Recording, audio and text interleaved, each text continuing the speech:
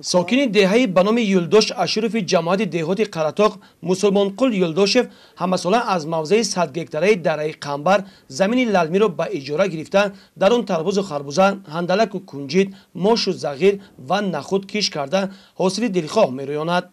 امسال نیز در 5 گکتار چنین زمین‌های سال به کارخوابیده موضع مذکور پلک یعنی تربوز و خربوزه و هندلک کشته به حال خوب رسانیده است. من کوپراتیو استحصال دستما 40 سال بازار کار میکنم.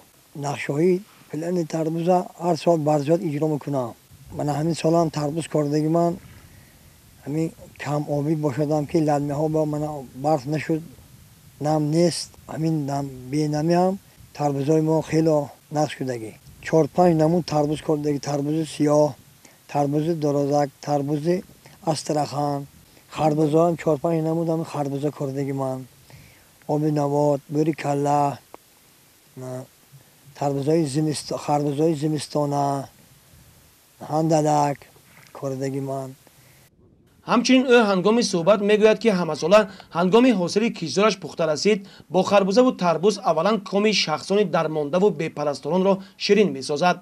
از حاصل امساله تربوز و خربوزه 300 کیلوگرم به مؤسسه دولتی خانه پیرانسالان و معیوبان دهه بتاش و 300 کیلوگرم به خانه کودکان شهر ترسونزاده برده داده است. تربوز زمینش 4 بار هر سال هی میکنم. تراکتور جوش میکنیم سازشواری همین تکنیکا همین رهبرای خواجگی تعمین میکنن.